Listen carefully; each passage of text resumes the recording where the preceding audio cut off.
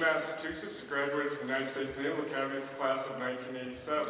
She served on Naval Aviator Wings in 1989 and began flying helicopters.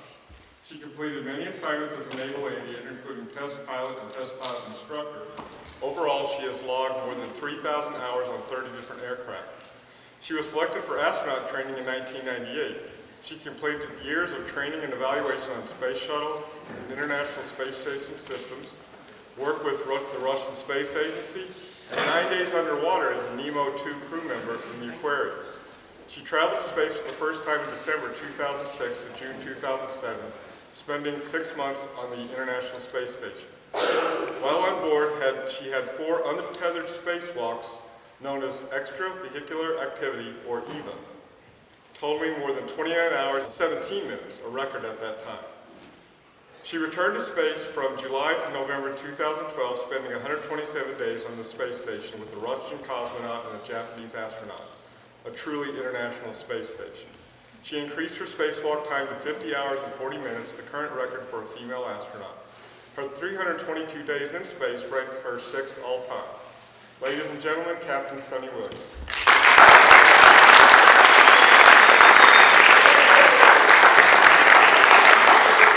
Good morning, everybody. How you doing? Good morning. Is this first period everybody's alive and awake?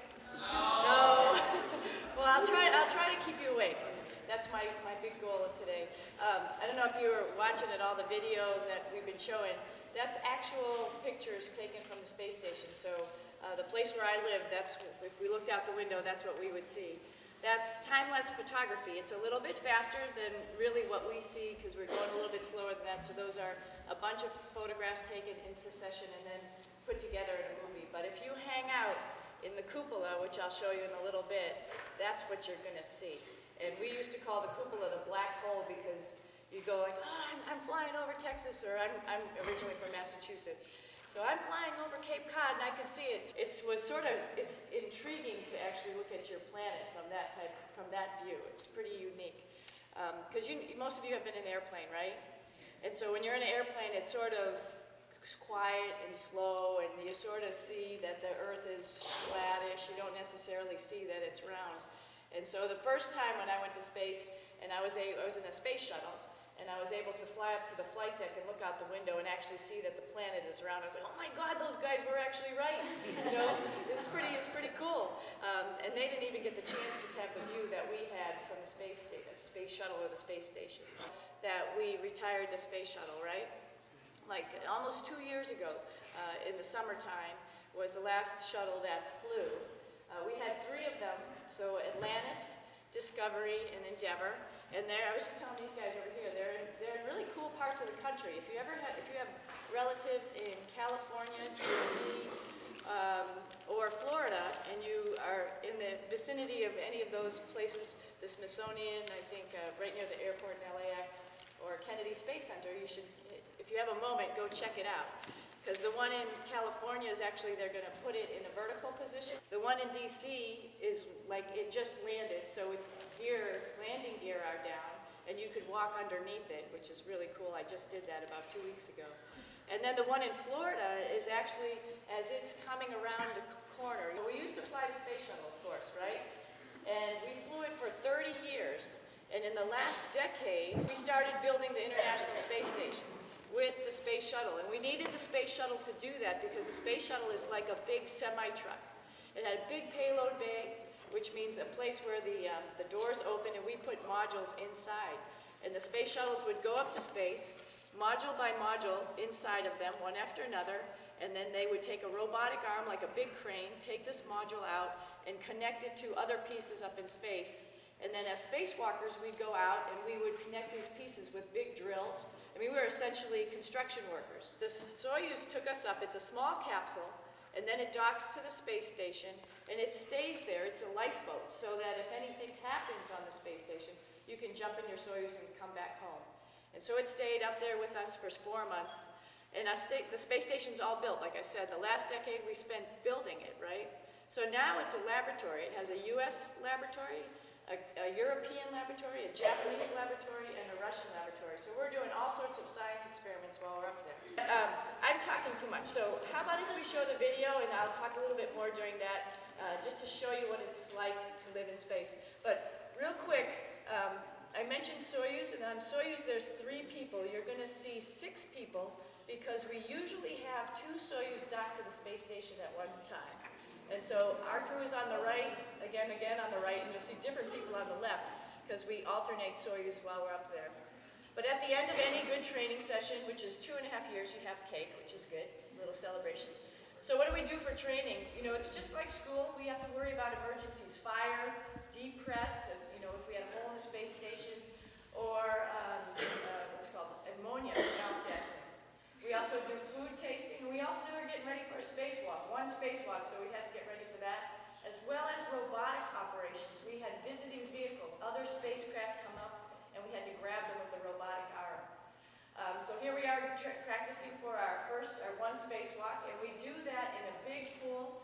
It's called the Neutral Buoyancy Lab because you're in a suit, it's like a balloon, and then they put weights on you to make you neutrally buoyant to imitate being, you know, floating in space. And this is us going down into the pool for practice. But training ends in Russia because we launch on a Russian spacecraft. So a lot of traditions, put flowers on the grave of Yuri Gagarin in Red Square. And then we head down to Baikonur in Kazakhstan for 2 weeks and are there sort of like in quarantine in a dorm and going over the final procedures. This is actually the morning of launch, and one of the traditions of the room that you stay in, you sign the door, and you can see Aki signing in English and Japanese. His door was filled, so he needed a new door because there's been over about 400 people to go to space already. I signed in English and a little bit of Russian. Just since we were in Kazakhstan. In that part of Kazakhstan, they speak Russian. A lot of traditions, everyone plants a tree before they launch. They got a nice grove out there. And those are our backup guys, crew that's on the right there. That was Chris, the Canadian. This is, again, the morning of launch, right after we sign the doors. We call this our last shower for 4 months. Because you really don't have a shower in space ever again. But actually, Aki says, you know, it really doesn't matter what religion you are. It's nice to get blessed by anybody before you stick yourself on the top of a rocket. So we're on our way.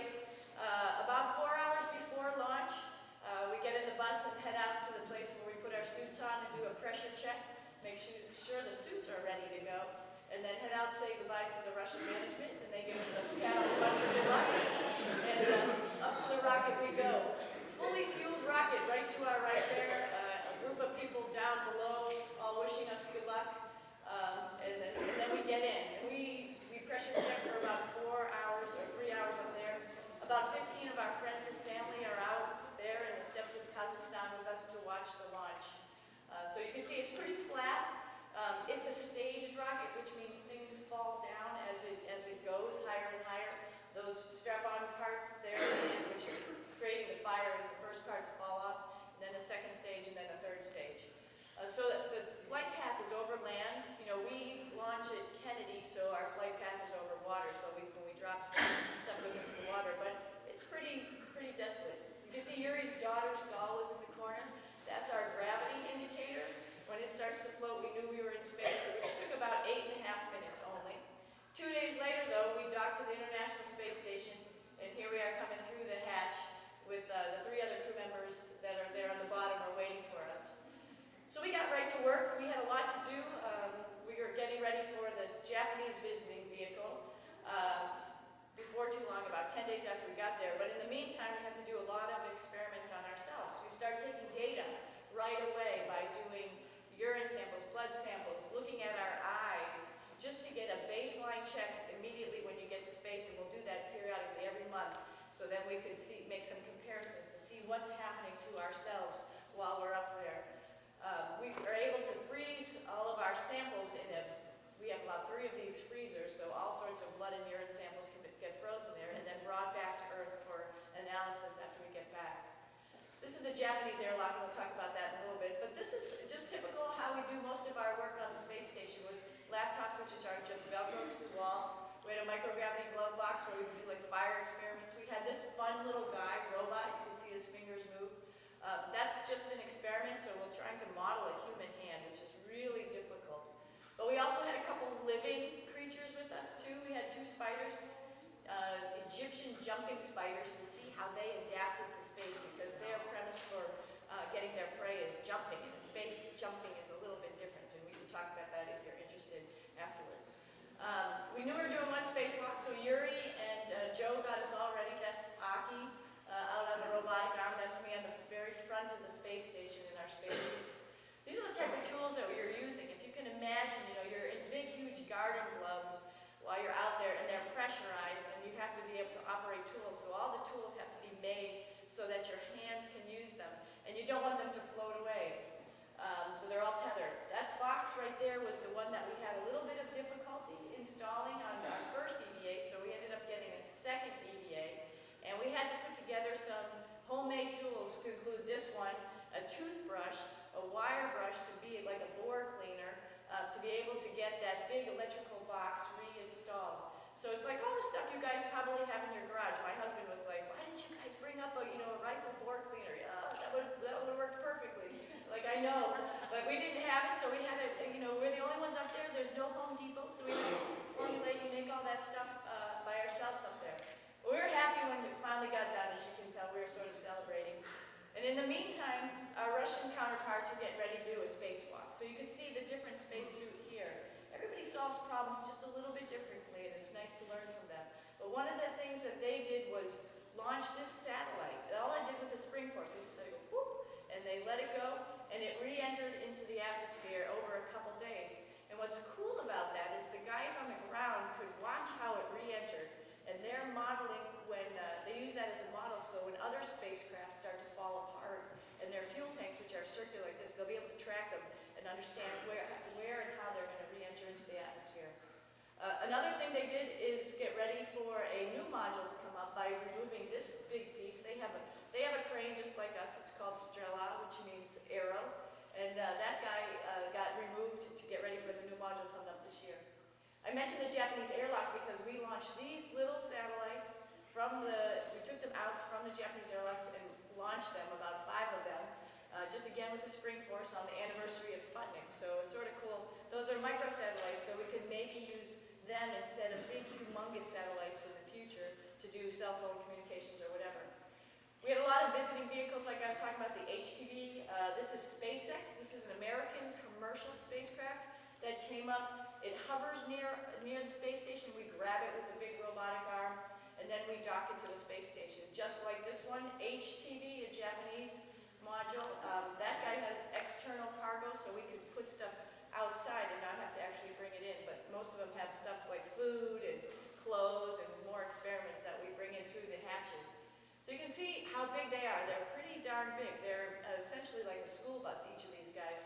So you can see this is when we were releasing it.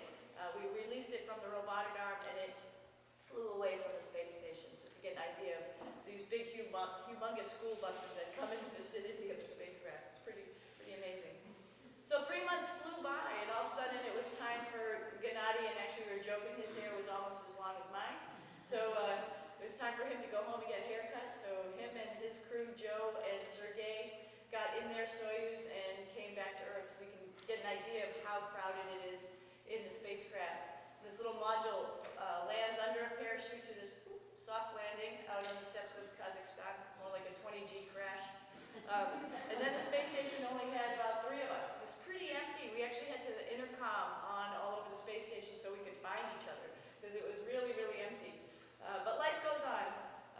And I don't know if the volume can come up, but you might have seen this as a YouTube video, but I wanted to sort of describe and show you what life is just like on the space station. Not really, because it doesn't matter. You don't really have the sensation of lying down. You just sit in your sleeping bag. So here's one sleep station right here. I'm going in right now.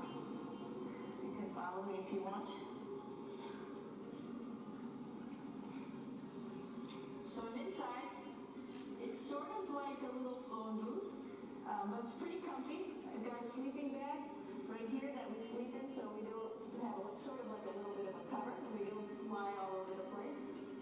But you can sleep in any orientation. I have it feeling like I'm standing up right now, but like you saw, I'm on the floor. But it doesn't matter if I turn over and I sleep upside down. I don't have any sensation in my head station is also like a little office. We've got a computer in here. As you can see, we've got a couple little toys. I've got some books.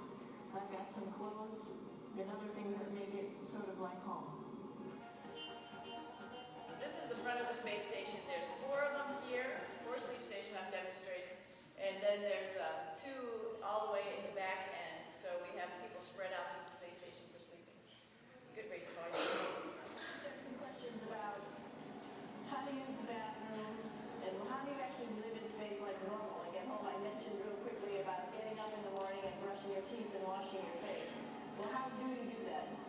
Well, here is the bathroom, essentially. You get up in the morning and you have a little kit, and it has all the essential things that you need, like your toothbrush and toothpaste and brush.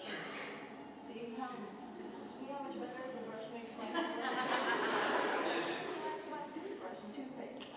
So, luckily enough, toothpaste, you can do it outside, right this way, it's sticky, and so it sticks to your toothbrush, no problem. Another cool thing is that water sticks to your toothbrush, too. You can see it. I'll have some water come out. The water is pretty neat up in space. It'll stick to your toothbrush, and it will make a big bubble. And that's just by surface tension. And then you can drink it. So let's ask about what do you do with the toothpaste after you brush your teeth.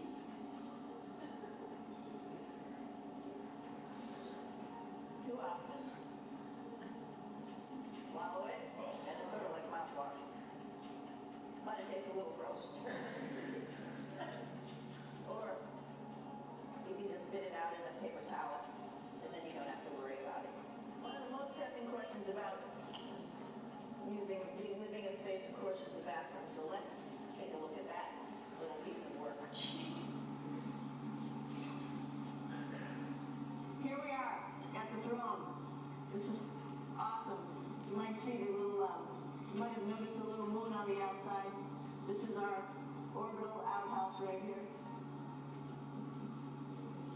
And of course, it serves for 2 functions.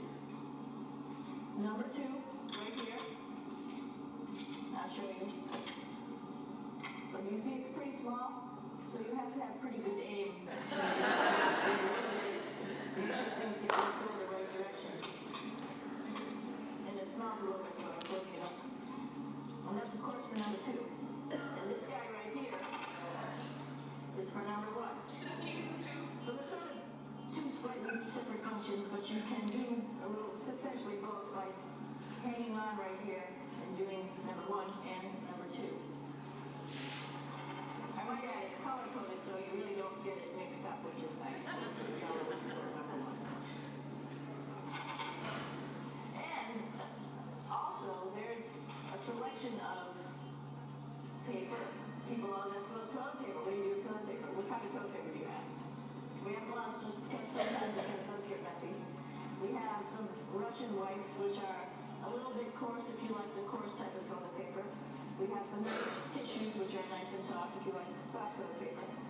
We have Huggies, just for any cleanup. You know, we're all babies once in this sort of house. And then as things get really out of control, we have disinfectant wipes, just to make sure we clean up here. Because, you know, just like the water I showed you, the number 1 stuff can sort of go all over the place if you don't aim correctly. And did I mention both of these have a little bit of suction, so they should keep things going in the right direction. But, like I said, sometimes things get a little out of control if you are out of control yourself flying around. So we have lots of protective stuff. And of course, you do have your privacy. There's a little door.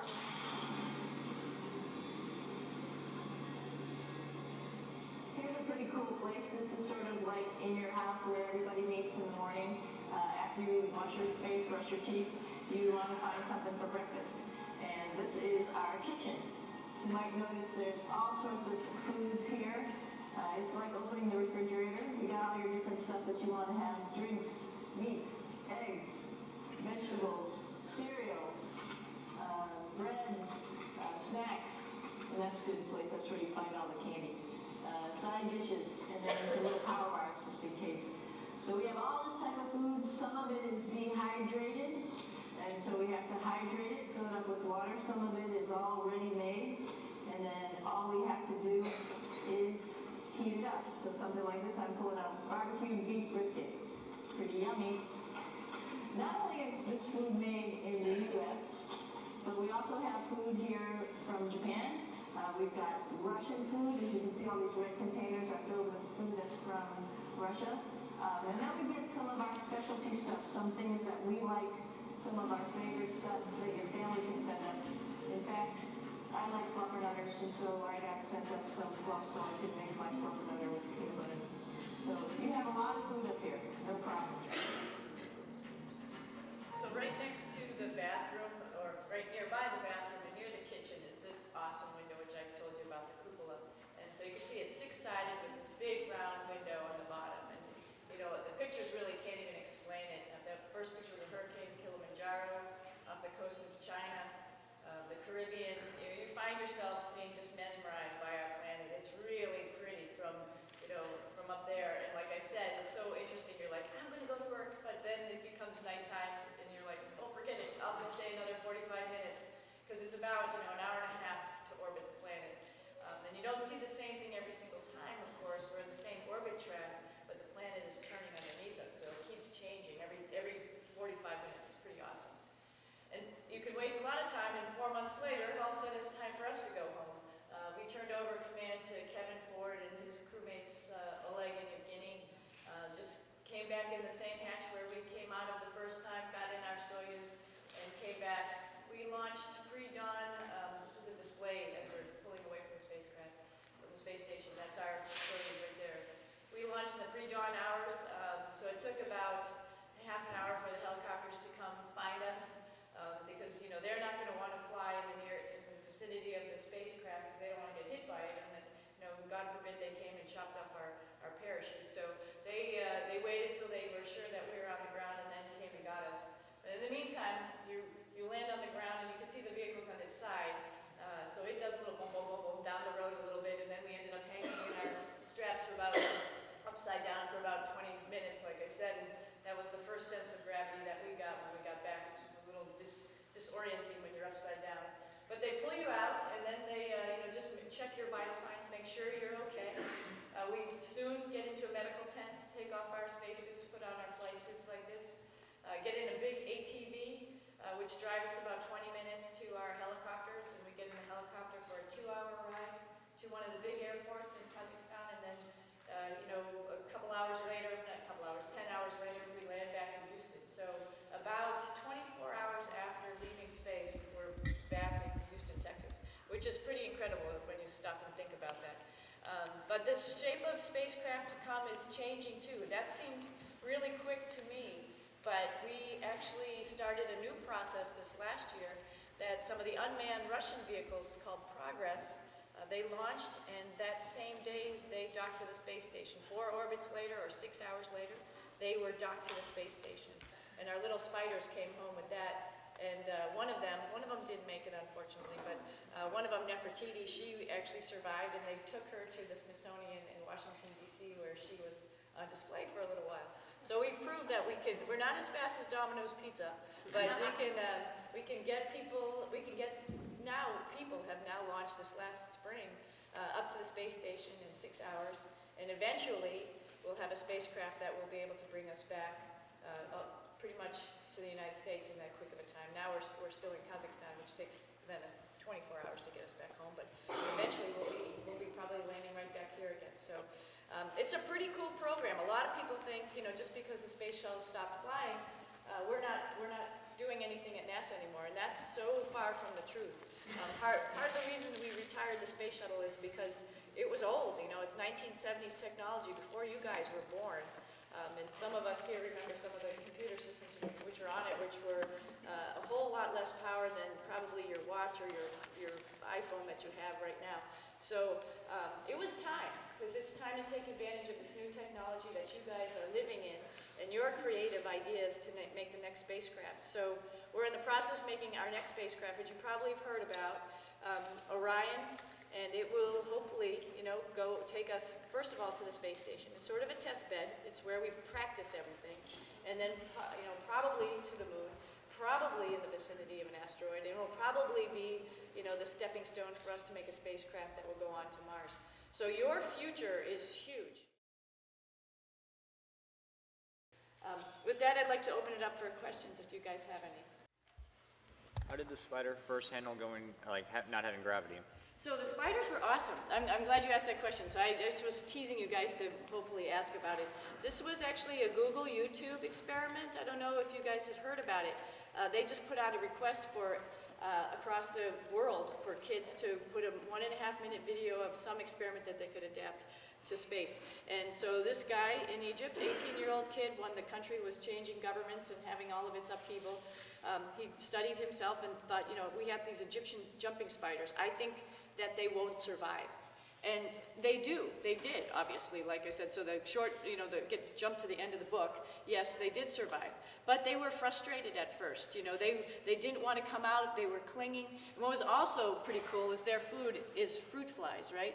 So these poor little fruit flies, they're trying to fly and they can't fly because you can't really fly in space. There's nothing really to flap your wings against. So these, so maybe it was a subject that the prey was a little bit under-advantaged as well. But the fruit flies were holding on to the wood in the box as hard as they could so they wouldn't lose track. But the spiders figured out how to, sort of jump from one place to another without, how they would jump straight. Because the problem with throwing or jumping in space is if you throw a ball right here on Earth, you're going to arc. You're obviously going to arc because you don't even realize it, but you're fighting against gravity as you throw.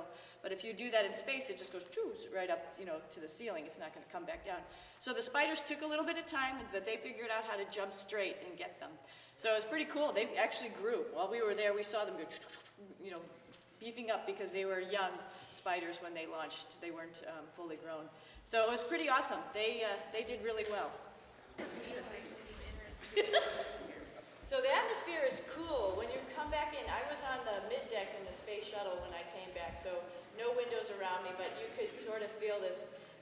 The space shuttle, if you remember, it's black on the belly because it has tiles, thermal tiles. So when it comes in from max heating, into the atmospheres, it's so fast, hitting all those air molecules, it's getting really hot until it slows down enough so that it's not as much friction. But as it's doing that, it's belly first like this. It doesn't fly like a normal airplane. It just goes in belly first. And it does these slow turns, these called S-turns. And so I couldn't really see or had much idea. I just know in my head what was going to happen because we've practiced this or we've been taught this. But as we came around one S-turn, the whole vehicle, Atlantis, was like, and I was looking up at my buddy next to me who had flown before, and he's like, don't worry, it's just Atlantis.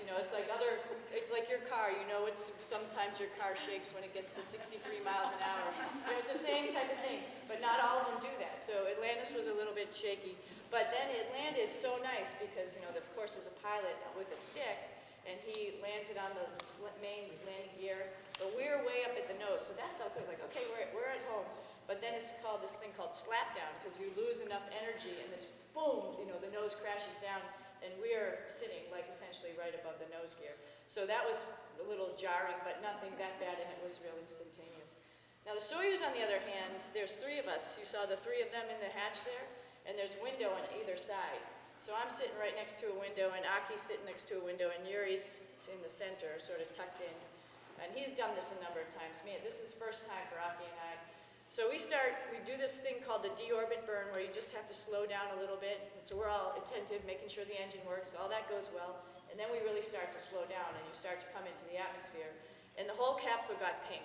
It was this weird glow of orange, and then all of a sudden it was bright pink red. And I'm looking over at Aki and going, hey, you're pink, look at that, that's cool. And then, and I'm looking this way, and I could see his window, and I see sparks flying by the window. And the window all have coverings on them, and I looked over at mine, so it's right here, and it just melted right in front of your eyes, and it's right there. But it's the covering, and it's supposed to do that, but it's a little shocking to see something just immediately burn up and dissipate right in front of your face, and then see sparks and stuff go by. So it was a little bit like a fireworks show right next to you. And then that starts to dissipate as you slow down, and then you're coming into the atmosphere. the next big crazy thing is the parachute opening, which is a good sign. You're really happy this happens, but it's like the total e-ticket ride because the whole vehicle, if you can imagine, just gets jerked with this parachute, and then the whole vehicle is doing this, and you're sitting inside it, and you're like, floating all over, bouncing all over the place. But you're pretty strapped in, so you're not going to go anywhere, and you can see you're sitting a little bit like this, and so you're all crunched together, so you're not going where you can feel the energy start to dissipate as the parachute levels out. And then the next thing, but again, you say, that's good. The next thing is landing. And we're coming down, and as you're coming down, your visor is closed, your gloves are shut. We actually depress the vehicle. We blow a hole in the side of the vehicle at some point because you want it to equalize so it's not a full pressurized balloon smashing into the ground. And so when that happens, we have a pressure gauge, and 760 is approximately 14.7 psi, right? So we see it was 760, it was 14.7. We blow the hole. It's about 500 millimeters, and then it starts ticking up. As you come down, the pressure increases, right? And so I'm thinking, when it gets to 760, we'll land. Well, sensors are sometimes a little delayed. And right here, so it really is just calm, and you can talk to the ground, but you sort of hold on to it as you're getting ready to land. And I'm just like lollygagging here, and I'm seeing 640, 650, boom, and this crash, like, holy moly, what the heck just happened? But we landed because the sensor was a little delayed, and they never taught us that. I was just noticing, and I was thinking that would make sense, but it was a little jarring, actually, to land, and then, like I said, bounce a while until one of the risers of the parachute gets released, and then we stop, and then you're hanging there. So a little bit shocking, but it's an e-ticket ride. I'd highly recommend it. It's a lot of fun. Just don't put your tongue between your teeth. Yeah, and you saw this when we were getting ready for a spacewalk. You saw that white thing we were wearing, sort of like long underwear. That is actually a whole bunch of liquid cooling lines that go around. We have on the back of the spacesuit a sublimator. You've heard of this word, sublimation? It actually forms an ice pack on the back of your suit, so water runs next to that ice pack and gets nice and chilled, and then that water can run all over your suit, and you can regulate it. You have a temperature gauge on the front of your suit, because it does get really hot when you're working. Even though space is like minus 200 to plus 200, when it's dark out, it's really cold out there. So you're working enough that it keeps you warm. But when the sun comes up and it starts to shine on you, it starts getting really hot. And so you want some cooling mechanism so you don't overheat inside the suit. In the launch and entry suits, the white Russian suit, or if you've seen an orange space suit, the US suits have liquid cooling also, but those Russian suits have just air, ventilation cooling that goes in. Because it's like a balloon, right? So it's a plastic bag inside, pressure material on the outside and thermal material on the outside. So you start to sweat in the suit a little bit. But you get used to it, and we practice this. We've gone through many simulations in that suit, so you have an idea of when you're going to get hot, when you're doing certain activities, and how to regulate your activity to keep yourself cool as much as possible. When you land, are you able to walk? Yeah, it looks funny like that because they pulled us out. My mother was like, the Soyuz had 3 babies as they pulled us one after another out of that thing. But it's just weird because the orientation's a little bit weird. I don't think it showed it here, but when it lands, it doesn't. They actually come and they by hand roll the vehicle so they could get it to the right position they want to. And then they open the hatch so it opens like this, and then they can pull you, because you're in a suit, then seated right here, and they can pull you out like this. It just would be awkward getting out right away. And also where they land is a lot of farm fields, and so it's a lot of furrows. And so walking right away, you would have to be pretty good about not falling down.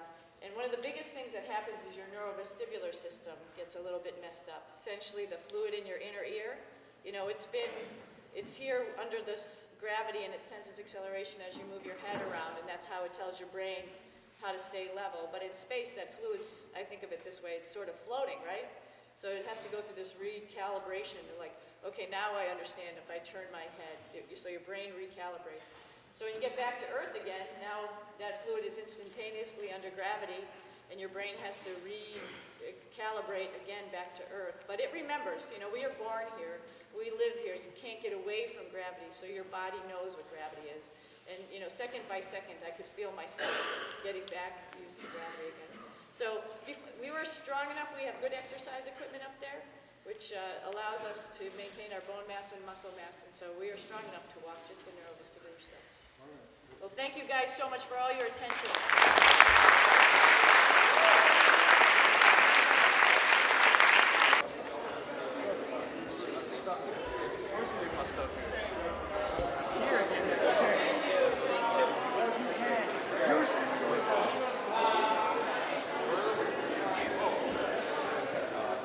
That's why everybody looks like they have big fat heads. No wrinkles. It's sort of cool. But so you do get a headache for a while, but you get used to it. It's like being stuffed up. That's what it feels like.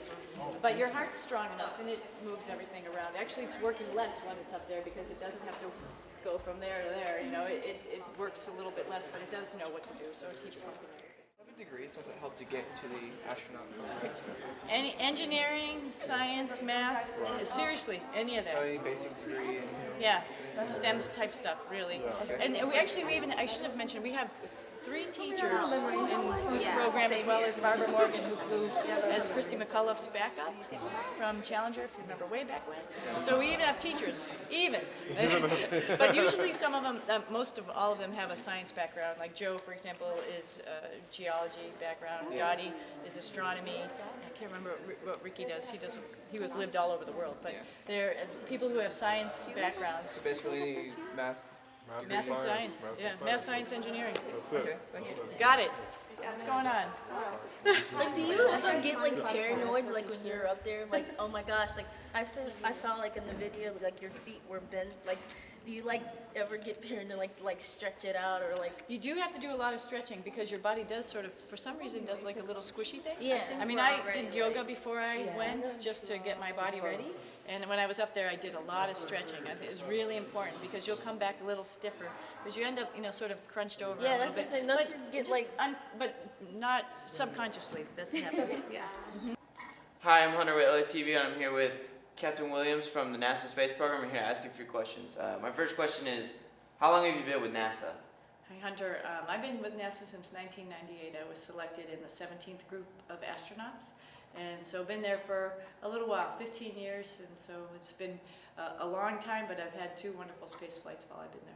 How long did it take you to become an astronaut, like with all the schooling and all that stuff? Yeah, so I graduated from high school in 1983. I know that sounds like a really long time ago to you guys. And then went to college right after that, graduated from college in 1987.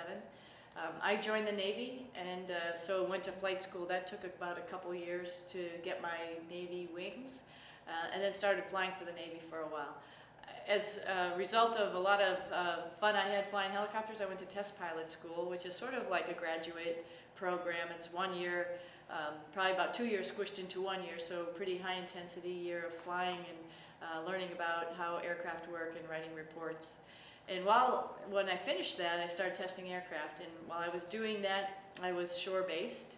So I had the opportunity to do some nighttime graduate work, and so I got my master's degree at Florida Institute of Technology in engineering management, and was working on my second master's aerospace engineering when I got picked up by NASA.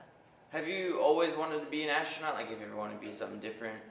No, when I was growing up, I never thought I was going to be an astronaut. That was like the farthest thing from my ideas of things that I could possibly be.